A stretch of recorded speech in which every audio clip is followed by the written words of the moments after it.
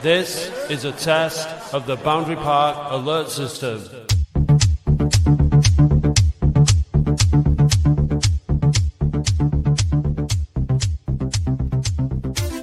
Hello and welcome to the Boundary Park alert system with me, Matt Dean, and Andy Halliwell. Good morning, Andy. Good morning. Apologies if my microphone isn't working as well. We'll have to deal with it. It's a bit of a reversal on last week. Last week I didn't have my microphone settings configured properly, and I sounded like the small man in the box. Dave can do a fairly good small man in a box impression, actually, like Rob Brydon. Just he can do an angry man in a box, can't he? He can do an angry man in a box, and there is plenty of times that he just needs putting in a box. And I'm not coughing, but I'm not. Don't take me the wrong way. Maybe stored like in a big warehouse, like at the end of Indiana Jones and Raiders of the Lost Ark. He just put away, into storage for a bit, just to cool him down. Anyway, listen, he won't be the only Latic fan. A little bit miffed after yesterday. So we'll get into all that. But first we need to introduce our fan guest, don't we? And this is a fan guest whose Twitter handle, I've often wondered who the person behind it is, because it's a regular one on there, and plenty that I've had, interactions with and seen plenty of posts with and stuff like that. So this is nice to put a face to a handle. But before we go through all that, Andy, please do your thing with your questions. Okay, good morning, fan guest, debutant fan guest. When was your first game? So it was in 1987 against Sheffield United, and we won 3-2, which I did have to actually have to look up because I can't remember what the score was, but yeah, I've had a look and it was 3-2. So yeah, winning debut. We're all of the same era again. Matt and I were probably there as well. I can't think I can remember the game, but I probably was there. Who was your first favourite player then? It's got a bit of go. Ricky Oldham. I used to love watching him play, and I'd say whip down the wing, but he seemed to have that kind of Chris Waddle lazy run, didn't he? He didn't seem to be moving that quick, but obviously he did, and every time he put the ball in the box, he'd either get it on the end of someone's head or he'd put it in himself. So yeah, no, Rick Oldham for me. And yeah. Can I just add, actually, just throw another one in, because I know on the phoning you were doing worst players this week. I just want to, no one mentioned him, Phil Starbuck. Do you remember him? I do, yeah. Yeah, he was, I didn't think we could get much lower than that, but obviously we have. Who signed him? Warnock, I think. I think it was Warnock. Yeah, I know he. We were at Bury at the old ground, and he told us all to F off within about first 10 minutes. So yeah, it was a good start for him. No, I'm not sure he's been the worst. I think we've had worse than that, haven't we, over the years? Well, like I say, yeah, that with the bar were a bit higher then, weren't it? Yeah. What is your favourite Latics related memory? Game wise, I'd have to say when we beat Southampton and did the Great Escape. I remember, I'll never forget, because it was back in the day before phones, and there was this old guy behind me, had his radio to his ear listening to the Crystal Palace game, and I remember him saying that Arsenal weren't going to do us any favours and did let Palace win. So I kind of with her thinking, we're already down, and obviously we didn't. We stayed up, and walking back behind the Rochdale Road end, all Southampton fans were congratulating us and saying, "See you next season." And yeah, it was just a great feeling, because it was just against all the odds, weren't it? The ultimate Great Escape. Yeah, the first and arguably the most difficult and impressive given the fixtures. Yeah, we don't get the plaudits we deserve, do we? When they no, it's just been forgotten, doesn't it? Yeah, too long ago for people. And then tell us a little unknown fact about yourself. I always get this at work meetings, and I always realise how mundane and boring your life is, isn't it? But I'll give you a podcast-related fact then, if you want. So I kind of drifted away from Latic for a few years. It's like the Corny era, when we were just like treading water in League One, and I was just doing some work at home, and I thought I'll stick podcast on and see what's going on. And it was one of them. It was Barry Owen, then Darren Ratcliffe were on, and I just started listening to more and more. And I don't know, I just sort of got this passion back, not necessarily to come back, but I just felt I got all the memories coming back, and I was thinking, it's wrong. This we can't let a club like Oldham die because of the generation coming through and the people you meet. And so yeah, you just the fire grew back in my belly, and I'm back season ticket now. So yeah, it's thanks to you guys. So I don't need to shake your hand or shake your necks. Yeah.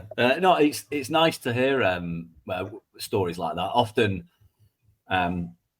if we're on the terrace, sometimes people. I'm probably my face is the least well known of the three on the pod. Some people don't know that, but if people do recognise me on the terrace and come up to and shake my hand and say, "Oh, I only started coming back after listening to the podcast," you do think to yourself, "Jesus, you didn't expect that to be the outcome for some people." But so it's nice to hear. Thank you. Yeah. Yeah, and it all goes back to PTB as well. Like give them a shout out because their campaign. It was I knew I really wanted to do something, so I got in touch with them, and I had this little like manifesto that I'd written while I was sat over in Ireland, and then and it was Steve Shipman said, you used to do a podcast, because I did a podcast called the #OAFC podcast on SoundCloud for a short amount of time, and not very many people listened to it, but Steve did, and he said, "Oh, you did that? You should bring it back." And then that's how we did it, and they all got bored. So yeah, it's we've had this this season has been. Well, we're done with that now, aren't we, Andy? That's all the questions. You need to reveal the person. That's what's happened. Needs to happen next. Before I go off on one, we need to reveal. Thank you for that, Dave. I've just thanks for that, Dave. Andy, just do it. Do it quickly. Yeah. The question should be, who are you? Who are you? Who are you?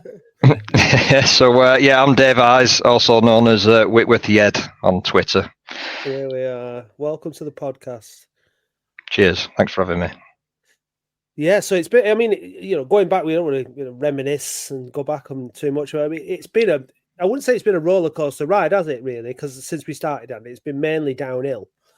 It's more of a ski jump that never actually reached the jump. This season, we feel like we might be about to reach the jump, but we've still not quite taken off. That's probably a reasonable analogy. Yesterday, I was just catching up. Then I've not watched the goals from the highlights from yesterday. Guess what I did this morning, Andy? This is a first before the podcast. You went for a run. I went to the gym. Right. Hey, so that is new year, new Matt. What? I've been 3 times in the last 8 days, and I played walking football, and I got a bit of stick because I mentioned on the phone in that me and Dave had been to walking football, and I think it was Ben Courtney was like, "What are you doing? I'm 47 to play." Listen, Ben. Sometimes you have to walk before you can run. Okay, so I'm trying to build myself back up in, and then please do invite me along for a game of football with you and your mates, and I'll gladly have a game. But new year, new me. I've lost 1 pound in weight, Andy. So I'm slightly less of a fat bastard than I was last week. So it's all going in the right direction. And so anyway, let's see. I can't see it improving the performance on the pod, but you never know. We live in hope, don't we? Talking of performances and living in hope, I don't think many of us went into the game yesterday hoping that we were going to win. I think there was an expectation that we were probably going to beat a side that has not won in 5 games and was really struggling. And we're looking back over the last couple of games and thinking, oh, well, we've had a bit of a blip there. Unfortunately, that wasn't the case. We have to go into Tuesday against York full of hope now. That's hope is the key thing. You were at the game, Dave. Yep. Give us your analysis and how you were feeling yesterday after the game and how you're feeling this morning, kind of thing. Well, to start off, I think for the first 43 minutes, it was kind of as you'd expect. I'd say we were in control, really. They weren't really causing us any problems. We went 1-0 up just before our time. Always a good time to score. And I just thought we'd build on that and make it comfortable in second half. And I was just saying before that, when we scored on 43 minutes, me and my mate, we decided to go and get a pint before the queues.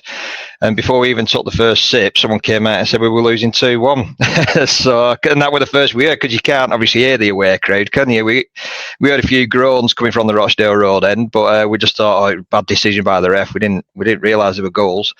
And yeah, it just seemed it was bizarre from them, weren't it? You know, we were in control, and yeah, I don't know. We created enough chances, didn't we? It was a very bizarre game, to be honest.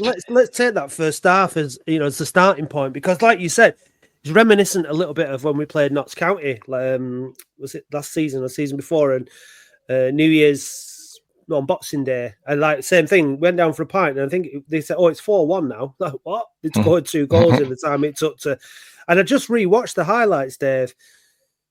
It was the goals were carbon copies of each other, weren't they? A long ball up, a flick on, and then that lad got on the end of it. And I'm giving credit, 2 good finishes, but prior to that, Evans had hit the post with a speculative effort from distance. Alex Reid had turned his man really well in the box, but the goalkeeper closed him down. He couldn't quite get on the end of it. We had chances, and it felt like we were in control. And then when we scored the goal, Josh Kay had a second attempt at delivering that free kick. First one, it wasn't a great ball. Second one was a great ball, to be fair, and a good header from Manny. And you thought then, right, that's it now. We'll take control. You're just saying there, Adam, who I stand next to, and Adam turned around to me and said, before the goal, he said, if we go ahead in this game, we'll be absolutely fine. And then out of nowhere, those 2 goals they just came out of nowhere. You weren't even. They were kind of the thing where you kind of looked up and they were putting the ball in the net. They came from nothing, just a long punt to flick on. You didn't feel that there was any danger. They'd not put us under any pressure, particularly in the rest of the half. But by God, when they absolutely pulled our pants down twice, didn't they? And that's the problem. We just, the second goal was a carbon copy. We'd not switched back on.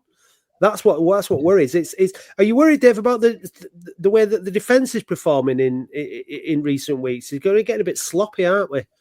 Yeah, I don't know what's going on there, because we looked solid, didn't we?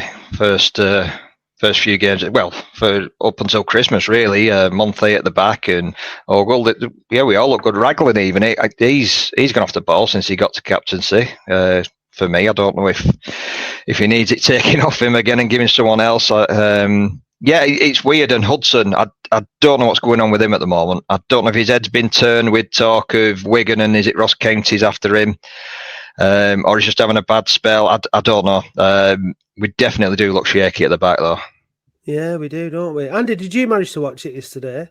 I didn't watch it, but I listened to the commentary because I was with the kids pottering about, so I had the commentary on. I mean, you guys witnessed it firsthand. I listened to it. It seemed like we were in control in that first half, and just daft errors really of allowing teams to get goals. And yeah, we have got a bit sloppy in the last few weeks. I can see you blind up Mellon's interview. So listen to Mellon's interview, and then we can pick you up after that. Yeah, let's have a listen. Yeah, hugely disappointing result. Absolutely. My honest opinion, coming at half time, I couldn't believe we were losing. I couldn't believe it. And that's me being honest. But the goals that we give away are, I don't know, just rubbish, aren't they? They're rubbish. 2 similar type goals when we were. I think without being brilliant, we were really comfortable, really were in control. But if you give goals away like the ones that we give away, and I take my share of responsibility. At the end of the day, I'm the manager. But we have never practiced defending like that, so we will. We just spoke to them there, and we will have to quickly recover from that, because we've got a big game on Tuesday. But even the third goal, I mean, I don't know what we're doing. Defenders have to have a certain mindset. I'm not trying to hang people out here. If you're a defender, that's what you are, and you have to do your job well. And today we just didn't. And we made it very difficult for ourselves, because we just didn't defend a couple of moments well enough, and then it makes it very difficult, because then when you get goals away like that, then the environment is set and everybody's very frustrated. I mean, I think pretty much everybody was pretty stunned going at half time that we were losing. But we have a good chat. We got the second half and we say, right, look, just get the next goal, and I think you'll become favourites, because we really weren't being troubled, really. But then we blow our heads off and give away another poor goal. So very, very disappointing. All of the words that I would like to find better ones for you, but and then the chances that we have, we must be more clinical. So if you're going to be successful in games of football, and you're going to be successful in it overall throughout the season, you must be more clinical in that. You can't have the types of chances and not take them at the times, including the penalty. So yeah, all in all, it just felt, and I don't want to be lazy with the comment, but it just didn't feel like our day. Everything that we probably came our way, we managed to try hard to mess it up at both ends of the pitch. And it just didn't feel like some of the chances that we get in it, and you see the ones that we should be taking, and you think, oh, another one. So it just felt really like that. So very, very frustrating. But certainly understand that we need to defend better. We need to have a better mentality to doing our jobs better than certainly what we did in the 3 moments in the game. Is that the most frustrating thing, really, that we were authors of our own downfalls, but I suppose at both ends of the pitch? Yeah, well, listen, I'd never come here, and I've said before, when I thought, I try and tell you as I see it, and I try and tell you the truth, and that's how I felt. I just thought we're cruising here. I really did. I felt it's just so comfortable, and that's with all due respect to everybody. I just felt so comfortable. We went ahead, and we should have been more. I thought we got ourselves into some good situations and should have did better quite a few times. I think somebody just told me there that they only had 2 shots at goal, 3 shots, including the goal in the first half. And you come in at half time and you think, right, okay, it's 2 sort of individual defending mistakes. You can't go blaming the other sort of 9-10 players for that moment. But so let's just move on and get the next goal, and then we go and do it again. So that was how I seen the game, and then the environment is set in, because you're sort of 3-1 down, missing the odd chance, everybody's getting frustrated, miss a penalty, and then you just feel the frustration and probably anger and all the emotions. You just feel it throughout the stadium, and I feel it for everybody. I felt the same. But we can't do anything now about it other than speak about it as a group. Take all the responsibility that we need to take, like I always do. I never shy away from it, and go and try and put it right on Tuesday night. So we're glad that the game's coming around quick, but we'll certainly have to get our heads on and get going on Tuesday. Corey Evans was subbed off at half time. Was that due to an injury or another reason? A bit of a calf problem. Again, we're frustrated about that, but because I think that they two were really, I thought the two of them were brilliant in there. I've got to be honest. I think if you were asking me about the first half performance-wise, I thought the two were, Rossiter were excellent. I thought that's what we want to see and what we would expect to see with 2 players of that quality. And the one that hits the post sort of from when he turns it over is what he's all about. And then to lose him now, when you look back, it certainly affected us. So, yeah, that's what I see. No Josh Lundstrom in the starting lineup. Was that because of an injury as well? No, because we didn't think, we picked a team that we thought we'd get as a result, like we always do. And we look at the last performances, and then we look at what we think that we might get, and we'll always pick a team that we think that will get us a result, and that was a team that we thought was going to get us that, and it didn't. Whether or not decisions would have made any difference to that, I will never know now. But certainly, if I reversed back again, I would make the same decision and pick the same team. That's without a shadow of a doubt. But it just shot itself in the foot. And just finally, you mentioned about the response. Is that a good thing that the York fixture comes around so quickly now? Yes. Yeah. I mean, I'm ready to go now. It now becomes about focusing on what we need to speak to the players about this game. But moving forward, now we've got a huge game on Tuesday night. It was always going to be a huge game.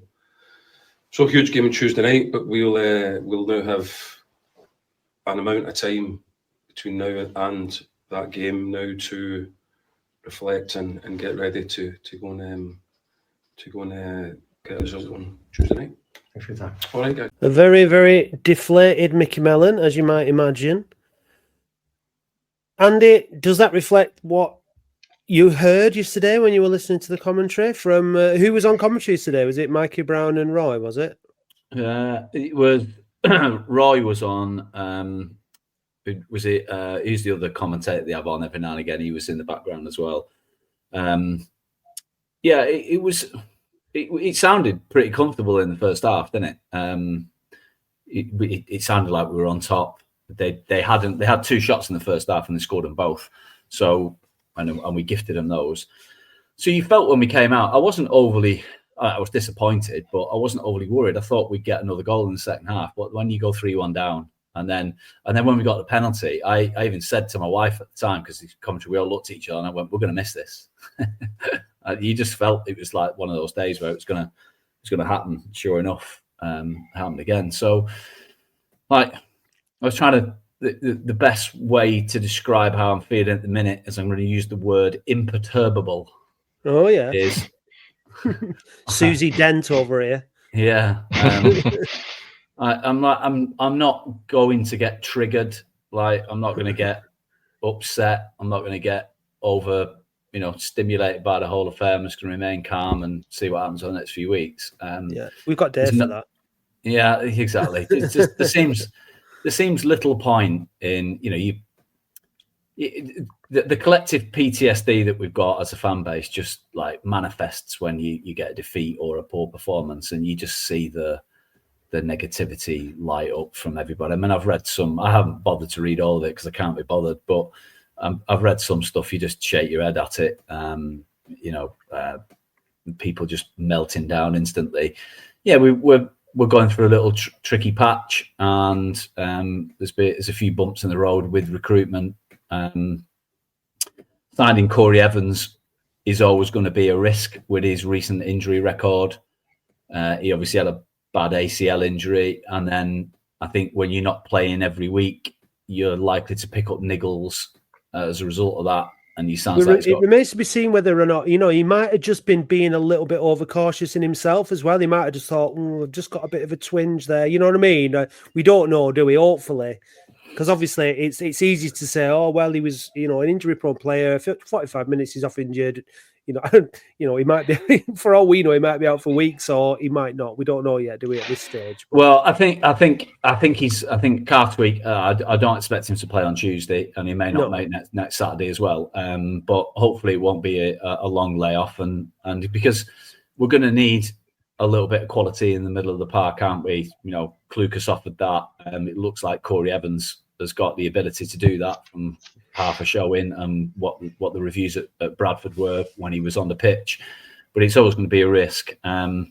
Just going back to yesterday, Andy. Sorry, I just want to ask Dave. I think that yesterday I think that Evans and Rossiter grew into the first half, and they were in control. They were the best 2 players. Kane for Lundstrom. No, Lundstrom definitely it needs to be in that position.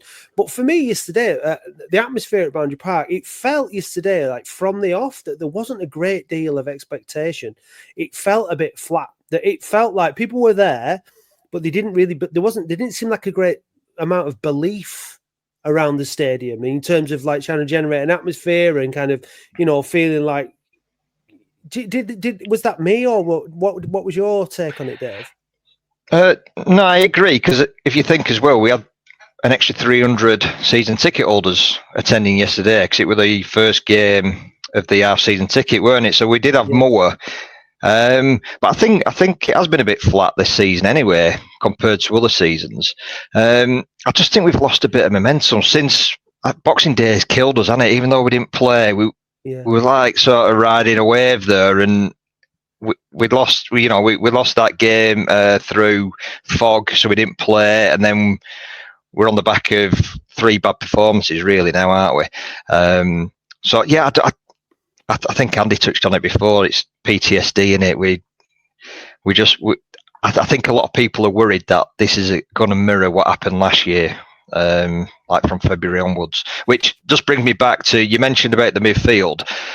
I couldn't believe Mellon picked Rossiter and Evans to start yesterday, as well as Kerr, because basically you're starting with a new midfield there, because Kerr's only been coming on. There was rumours in the fan bar beforehand that Lundstrom had been dropped because of injury, but then Mellon said it wasn't. It was tactical. Now, I can only assume he's saving him, or he's trying to rotate the squad because of the amount of games we've got. But yeah, to play... He was looking to York, I think, when he with Lundstrom. He must have been. Lundstrom's always going to start against York.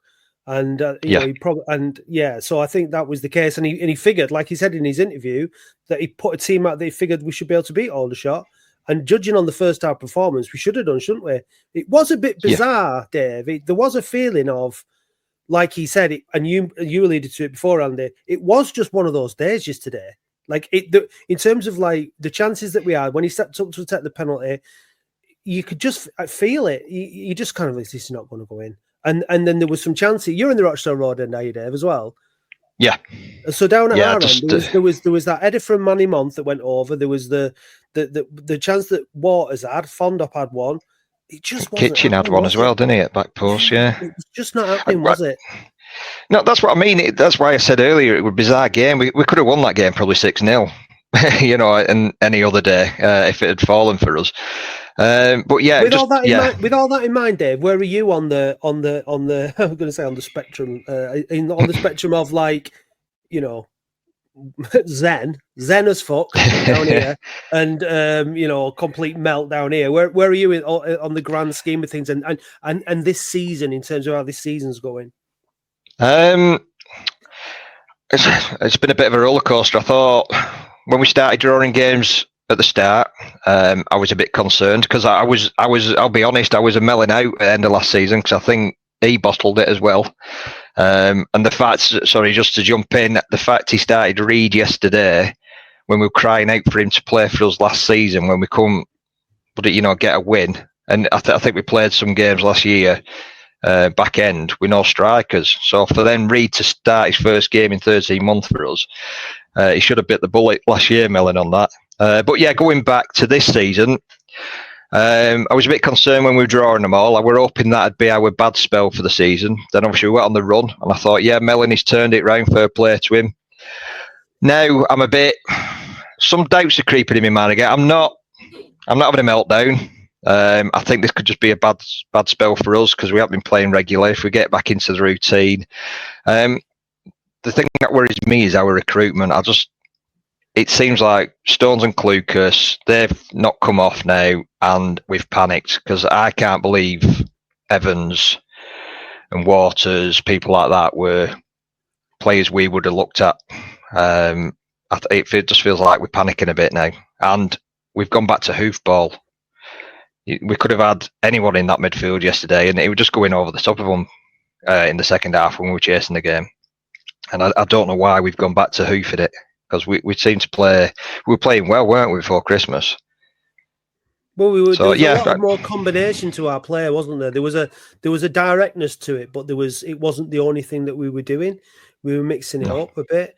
Andy, recruitment. So James Manton Howard has suggested that Mickey Mellon has brought in 28 players since he signed for the club on Twitter in October 2023, and Jack Miller tagged us in. You keep a close eye on recruitment, Andy. What's your thoughts on the whole thing when it comes to recruitment and how that's being managed? And because there's a lot of people in our fan base that seem to think we should just get everything right first time and it should be easier. And there's people who think that we should have had a better plan. There's people who think that what we're doing now is a bit scattergun. What do you make of it? Well, and no manager signs every player they sign comes off, right? Even the best managers will sign players that don't work.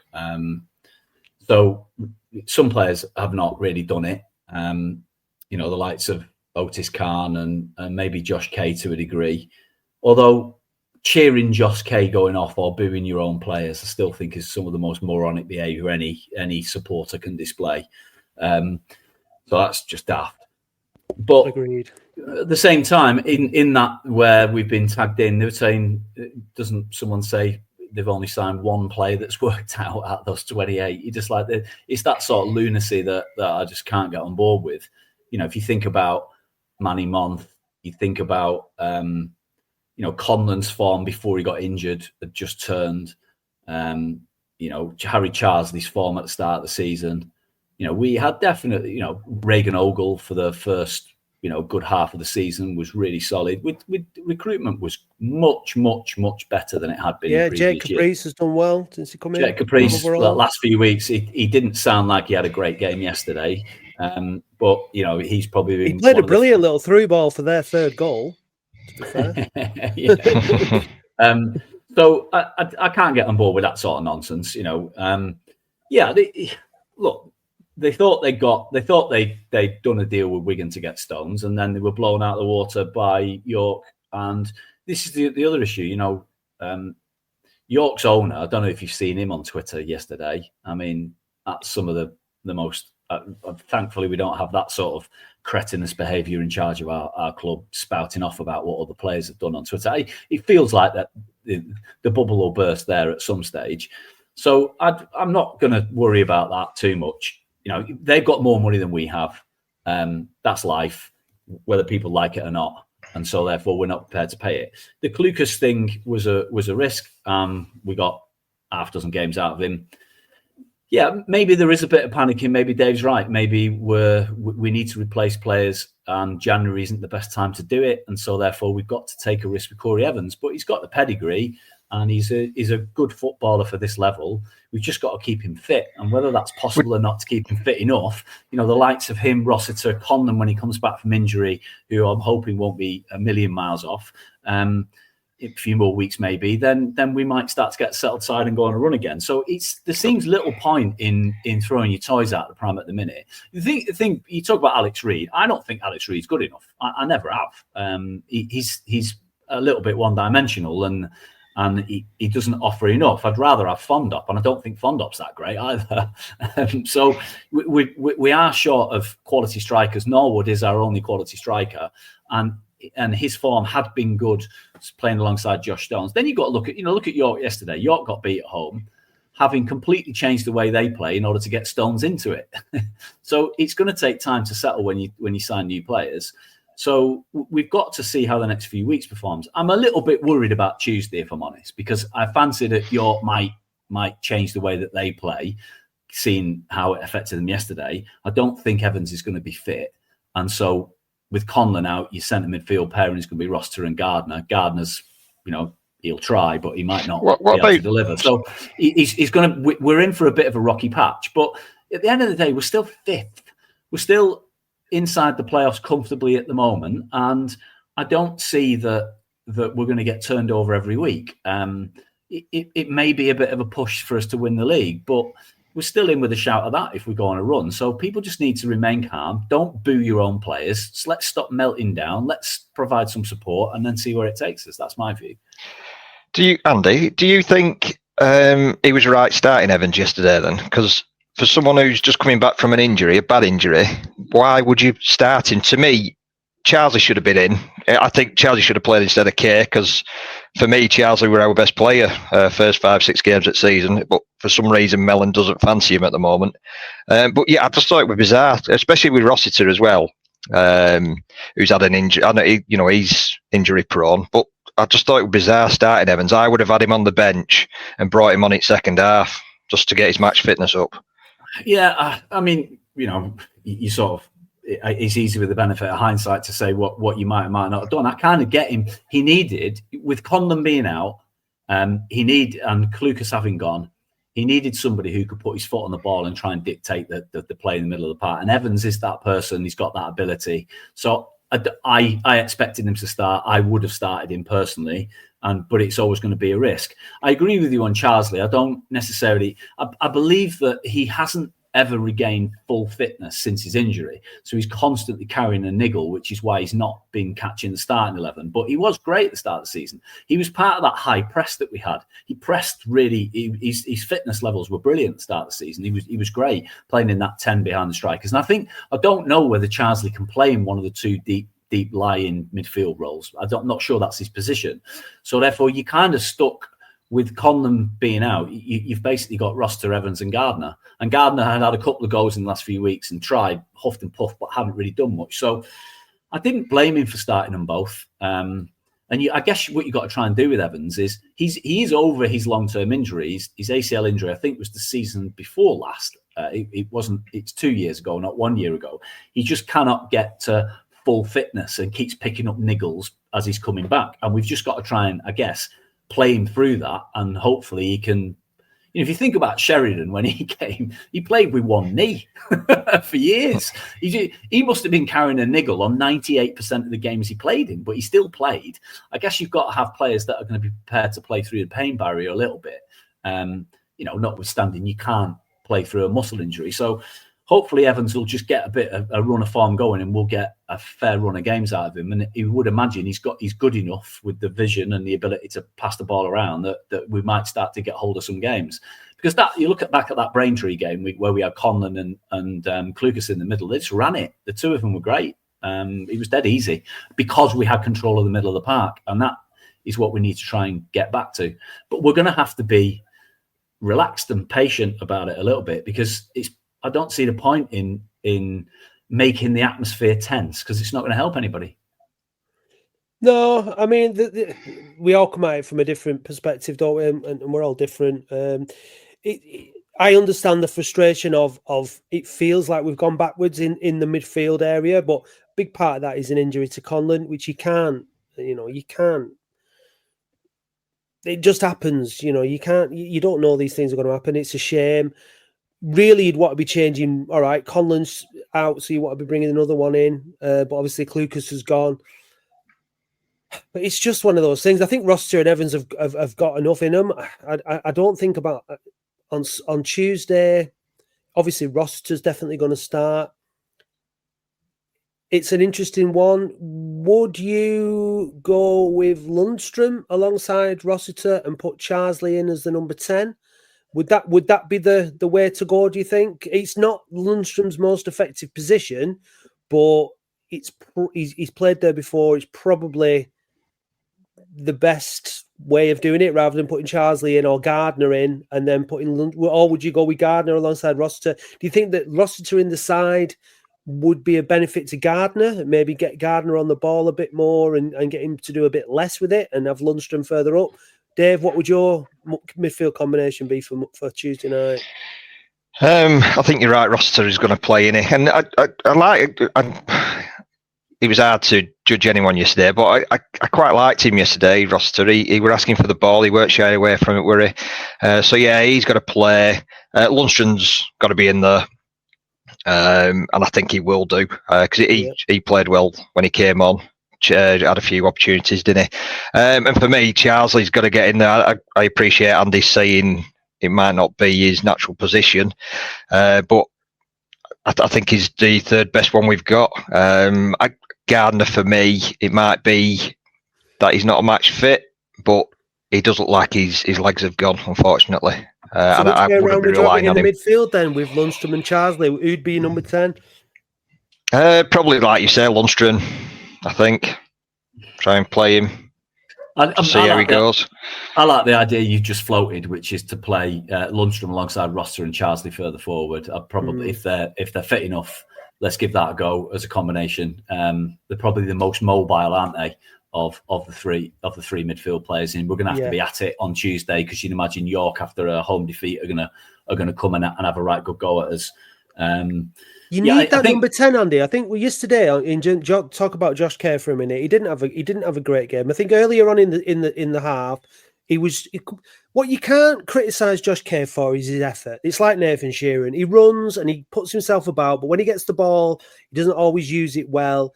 And, he's got mistakes in him. And he's playing like a player who, let's not forget, he was out injured for a long time. He's not got a run in the team. Look at Lundstrom last season. He was out for a long time, 10 weeks, came back.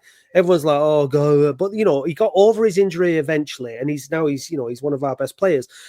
Kay, we've not seen the best of. Now, you can't just write him off and say that he's completely hopeless. He hasn't been brilliant. But yesterday, when he stopped running around everywhere and started to hold his position as a number 10, and Evans and Rossiter were finding him, and he played a few nice little flick-ons and link-up play with Alex Reid. But that's what you need. You need that number 10 in that system. We need that number 10 to be up there and linking up with Fondop and Reid and bringing other players into play. And for a period of time in the first half, I thought Kay was doing quite well in that number 10 role. But we've got to be playing football that brings those players into play, rather than just oofing it and the headers. And there were times when Fondop was coming up and heading it, and there was just nobody in the places that he was heading it to. So Mellon said in his interview there that, they don't practice defending like that. That's not something they've been working on. It's fair enough, but they've got to be doing now in training. They've got to be figuring out different ways of playing and different ways of bringing different players into the game. And the system that we've been playing, when it was working well, 2 up front, a number 10 in behind, 2 midfielders in there, wing backs, it's worked, hasn't it? It has worked. It's just kind of stopped working a little bit. And now we've got these new players in the side, and we've had to change it up a bit. And that's what happens to everybody in this. We're not the only ones that are experiencing injuries, suspensions, transfers, players being, bought and sold and all that.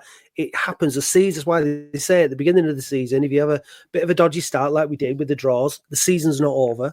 It's not over in January either. So it's now up to Mickey Mellon to earn his crust and get this team, this new team. It's not a brand new team, but there are new players. Get them working, get them functioning, and I'm excited. I'm not Tuesday's going to be a bit nervy because it's a big game, but I'm buzzing for it. I want big games at the top of the table. We've got Gateshead away, and then we've got that 3 away games in a week, followed by 3 home games in a week. You know what I mean? We've got 14 days. We've got 6 games. It's absolutely full on, and the players need to be really bang up for it. The fans need to be really bang up for it. The away fans, I'm sure we've got good. We've got Rochdale, Fylde, Rochdale, and Solihull. I'm sure we'll sell out all. They're all probably sold out pretty much already. So great following on the road, and then back at Boundary Park. Off the back of those 3 away games, which, it's I don't know where we're going to be off the back of, well, it's actually 4, isn't it? Because we've got Gateshead as well. So, it's absolutely massive, but it all starts on Tuesday. And we could do with leaving a lot of the disappointment of the last 3 games behind us on Tuesday and go into it under the lights, Tuesday night, top of the table clash, Yorkshire, Lancashire derby. It's a big game. Hopefully we can all be really, really up for it and get behind the lads 100% and that they deliver, because that's the exchange, isn't it? That's the contract. We make a lot of noise for them. They put in the big tackles and use the ball properly and we get behind it. Talking about recruitment a moment ago as well is you mentioned on the phone in the week. Mickey Mellon's clearly going with the recruitment policy at the minute, which is experience over youth. Broadly, he's got 1 or 2 young players in, but it's broadly experience over youth, and he must feel that experience will get us over the line towards the end of the season. Because if you were being hypercritical, you'd say we're not trying to sign players on 3-year deals that have got a resale value. In that squad, who could you sell for money? Probably only Lundstrom, on the basis that we're reported to potentially have another year after this one. So we do need to think about long-term recruitment strategy, but I do know that the club are scouting players all the time, looking at players, younger players, either up or further down the pyramid, and they've got an eye on recruitment next season. If we were in League Two, will be different for recruitment if we're in the National League. And I guess they've got to balance that. Some people pointing out that some contracts run out at the end of the year. Well, we might want some contracts to run out at the end of the year if we're in League Two. It might be a different point of view in National League. So I guess they've got to try and balance the future recruitment a little bit and sign in lots of youth players at the minute, like the lad they got, Taylor, the lad they got from Tranmere on loan on a month's loan, wanting on the bench yesterday. So he obviously isn't cutting it. So if they sign some younger players that aren't quite up to it, then we do lose momentum. So I'm still quite happy to trust Mellon's and his team's decisions, because overall I think that they've done okay. And we're fifth, and we've still got opportunity to. I'll tell you what I would have a think about doing is changing the back line. It's been pretty consistent, but as you pointed out earlier, it's got a little bit. It's got a couple of ricks in it recently, hasn't it? It feels to me like Ogle possibly either needs a rest or moving out of that back three, because he isn't the tallest, and he. You know, I think I mentioned it late Orient in the cup. I was being hypercritical, but both goals he missed headers and he gave away a penalty there. He just felt like he was a bit out of form, and so either giving him a rest or moving him out there, because you've also got, you know, how close is Hobson to being ready? You know, he should be back from injury shortly. That's a big lad at the back who might be able to help shore it up a little bit. And possibly needs a little tweak up here and there, because players will come in and out of form, won't they? Yeah, I mean, I'd be inclined to maybe give Sutton a game over Ogle. I mean, Ogle's long throw is probably something that gives him a bit of an edge, because it's a tool that we use, although we don't score. Yeah, we don't maximise it though, do we? No, but I think we've said it before, Andy. I think Sutton brings something different. He likes to that season that he had at wing back has given him an extra element to his game. He's a lot more comfortable on the ball. He likes to drive. I wouldn't play him at wing back. Don't get me wrong. I'd keep Caprice where he is. But I think when he plays on the right hand side of the three, he has a certain confidence. And I think, look, like you say, players like Ogle have given 100%. I'm not writing him off. I don't think he's been as good as he has been. I think collectively the defense is the same. So I think there is an argument to do that, to maybe give him a bit of a rest. But I don't know. He needs to grow his mullet back. That's what he does. He's too hard to spot now on the pitch. Samson. Like, where's he gone? Yeah. Well, Samson, he's lost his power, hasn't he? He has a little bit, yeah. But look, it's a long, hard season, especially these defenders. They get a lot. You talked about playing through the pain barrier, Andy. You get a lot of knocks every game. You get a lot of knocks. You get kicked. You get whacked. You get kneed. You get head-butted. It's a long, hard season, and we've seen some of the lumps they're up against in the National League up top. It's a very physically demanding season for them, and these defenders, they relish it, but it does take its toll as well. And I don't think that, especially like I said, with these games coming up where you've got Saturday, Tuesday, Saturday away from home, Saturday, Tuesday, Saturday at home, big games. And it's going to take its toll. So there is going to be a need to bring some players in and give some players a rest. So we have to rely on our old squad. And, the squad was good enough to get us from where we were at the beginning of the season, without Stones and Klukas, mind, up into fifth. We're still fifth now. When we did the early predictions at the beginning of the season, Andy, we are where we expected us to be at the minute. Fourth and fifth, that was our prediction. So I think we're doing all right in terms of where we expected to be. Probably some of the other squads now, the other teams have probably got more in them to go on and win the league. It's starting to look like that may be the case. However, if we win these games in hand that we've got, then it takes us right back into the mix, doesn't it? Yeah, we've just got to go on a run now. We've got to try and get a bit of form and go on a run. I mean, it'd be great to start it on Tuesday. I'm a little bit concerned about Tuesday. I just think it'll be a difficult task. But if we go on a run again, then the whole perspective and the whole sheen on it changes, and people's attitudes will change. And I don't see last season repeating this season. I can't see us just fading out. I think we've got enough in the squad to maintain a push for promotion. And look, if it isn't automatic, then I'll settle for a trip to Wembley. Look, York are going to be just as worried about coming to us as we are worried about this. They're going to be worried. They've only in the last 5 games they've won one more game than us. Their form's virtually the same as ours. So it's not the end of. It's not like they're coming in flight. It's going to be. We're at home. We've got home advantage. Like, we got to win the game. What we need to do on Tuesday to get the crowd behind is the first time Josh Jones gets that ball, someone needs to smash him. And I don't mean injure him, but just put in a full-blooded tackle, and that'll get the crowd going. Yeah. And that's what I'd be telling, if I were Mellon, that's what I'd say. Just as soon as he gets that ball, have him. And all those lads that he would call his mates, i.e. our team, every single one of them needs to get into his head and give him a load of shit. Like, you're not one of our, and after the game they can be mates again, but they've got to get in his head. They've got to wind him up and all that. And we've got to do the same. Like, we know that the ref's going to be crap because they always are. Yesterday, Aldershot. I don't know whether you're supposed to give them credit or not, but for the dark arts, it was just horrendous, weren't it? They were winding us up so much. I was shouting at the referee. As you have this hope that even though you're on the back row, they're actually running, they can hear you, but I'm sure they can't. But they were absolutely shithousing us all over the place. It was really frustrating. I knew that their goalkeeper was going to be trouble when he turned up at Boundary Park in January in short sleeves. I thought, this lad is going to. He's obviously off his head. And when we got the penalty, he went down just for no reason other than to just make the penalty take away, and it worked. The fact that we couldn't decide who was going to take the penalty didn't help. I would have liked to have seen Fondop take it. He had the ball first. He's our centre forward. He scored more goals. He hasn't missed one this season, although he got saved and he put it away.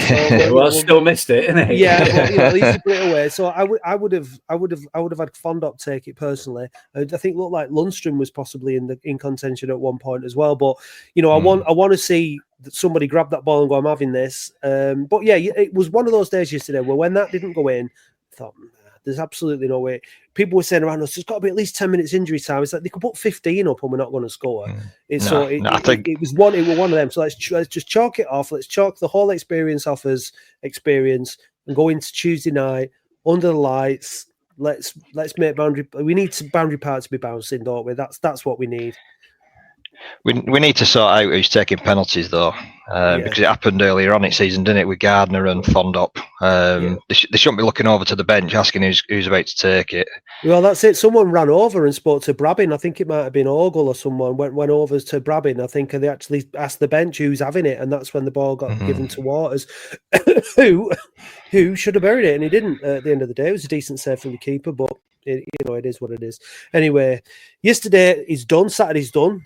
We've had 3 games now where we picked up 1 point. It's very disappointing, but it's not the end of the world. We've got the rest of the season to look forward to. We've got Tuesday to look forward to. And Dave, you now have Latic's mind to look forward to. Oh, you're breaking up. Sorry, lads. Give over. Give over. How do you normally get on in Latic's mind when you're doing it from home? I'm lucky if I get 0, to be honest with you. Oh dear. Well, you might be lucky like Dave was. Was it last week when he got all those easy ones? Yeah. He still only managed to get 5. Can live in hope. Yeah. So, we were chatting in the group, weren't we, Andy, this week? What was that? Who was that player? Who played at Anfield as a sub? Orfeo Kaiserweerd. So like you mentioned him, and I was like, you're making these players up now. You're making these names up, and you were all like, no, he played at Anfield. He came on as a sub, and that was his one appearance. I was like, in what 1992? Yeah, come on, So you've either got that retention space in your brain or you haven't. But we'll find out how you're going to get on now. I haven't. I can tell you now. Cheers. I need it. Well, yeah, you never know. You might get some that you know. They're easy if you know them.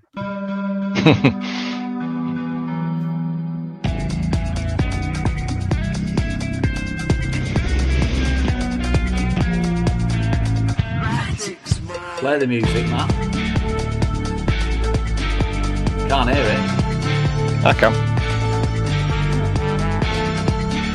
Let me know when to start asking questions.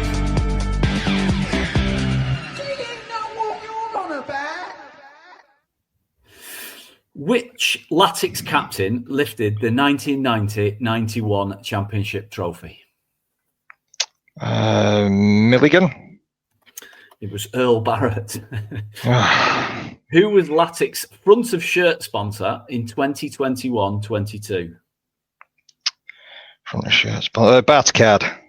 Correct. Who was fouled for the penalty that James Norwood dispatched in the 4-0 win versus Tamworth this season? Lundstrom. It was Will Sutton. Who was Latic's kit manufacturer between 2012 and 2014? Carlotti. Wrong, it was Feeler. Which fullback was sent off at Millwall in October 1998? Fullback. Pass. Who did Latic sign Harry Charsley from? Was it Mansfield? It was Newport County. Oh. Latic's record cup win is 10-1. Well, who was it against? I don't know. I don't know. Scarborough. I know it's not, but it was Lytham in 1925. Who scored a hat-trick at Notts County in August 1994? McCarthy. Sean McCarthy. Correct. Record signing Ian Olney retired from the pro game in 1996, but at which current National League team did he end his career? Geisley. Don't know. I've heard the beep. Yeah, it was Forest Green Rovers. Oh, okay. So that was what did you get then? Did you get one or two? You got two. Two, I think. Two. Yeah, two. Not bad. He had one pass, which I'll concede is obscure because I wouldn't have got this. Which fullback was sent off at Millwall in October 1998? Yeah, there's no point asking me then. I don't know. Yeah, it was Nick Spooner. Nick Spooner. Spooner. Yeah, I'll take that. Two's all right. It's better than one. Yeah, I should have got Feeler and a couple of others, but yeah. Well, Earl Barrett is captain. Last week the question was who captained us at both our appearances at Wembley, and Dave went with Earl Barrett. And this week, it was Earl Barrett, you went with Mark Milligan. Yeah, I got that one right because I could just picture him in my mind holding the trophy. There's that picture. So there was that one, yeah. But yeah, I went for Carlotti as well, because it's hard to just Yeah, it is what it is. But yeah, hope you enjoyed playing along at home, ladies and gentlemen, and that you did better than me and Dave. I got one, by the way. Rubbish. You know what, Andy? We need to. You've never done Latic's Mind, have you? No, but I see the questions, don't I? So. I know, but what we can do is we can get the Latic's Mind computer, also known as Paul, to get you a special set of questions, can't we? That you don't have, you've never seen. I think we should do it. Yeah, I think we should do it at some point and see how you get on. Because you should be pretty good at it, shouldn't you? I'd probably out of that today. I'd have probably got 3 or 4. I think. But not, anyway. I'm not Paul Prendergast, Paddy Harwood level. No. There are a few of us who are, to be fair. It's a few of us who have that microchip in their brain that just retains absolutely everything Latic's related. And the other thing is like you could there are lots of books and there are lots of videos that you can go and watch and remind yourself of stuff, isn't there? I mean, that might be good prep, but I mean, who's got time to do that? Honestly, come on. We've got enough to be worrying about this season and in modern times without going back over previous misery. So, Dave, where were you at the beginning of the season in terms of your hope, optimism, expectations, etc.? And has it changed much where we are now? No, I thought, well, we had to be better last season. So, yeah, playoff place for me. And I think that's it. I can't see us winning the league. It just depends where we finish, because obviously it's a bit different, the playoffs in the National League, isn't it? Where if you finish high up, you get home games, or you get away games, you play more games if you finish lower. But it's a gamble anyway, isn't it? The playoffs, it's not only the team that just creep in at the end of the season because of the informed team, aren't they? But yeah, the season's going pretty much as I thought it would be. And yeah, in Mellon I trust. You've got to, haven't you? Yeah. I mean, that's it. He's the manager. He's been round the block. He knows what needs to be done. We need to finish the season strong. I don't, if we're going to have a little bit of a mid-season blip, I'd rather that than have a late season blip. Seasons ebb and flow, don't they? You don't just, unless it's very rare that you're a team like our championship winning season in 1991. We're never out of the top two all season. That it was incredible. It was an incredible season. It doesn't happen very often, so we've got to finish strongly. We lost 8 games that year, and if you look at the National League, only in the year when Wrexham and Notts County went up did they lose 3 or 4. Most teams will lose 8, 9, 10 games and still win the league. Yeah. So we've only lost 4 times. We do have to go on a really good run now. We can't be losing many more on this run. But we're still not out of it, because you've only lost 4 games. There is a little pack at the top that are kind of look like they're probably slightly better than the ones behind.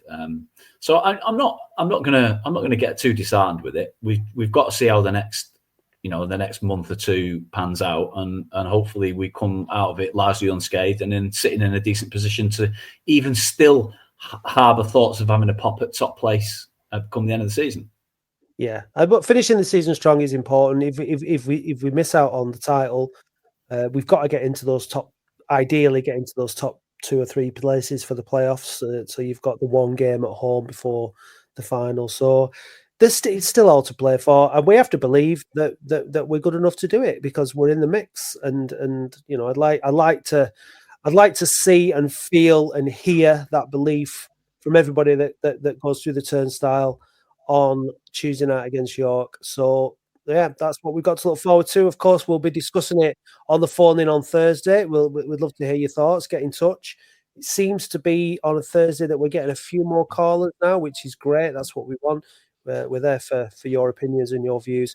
Dave, it's been very nice to put a face to a name, and now know I'm interacting with and whose opinions I'm seeing on Twitter.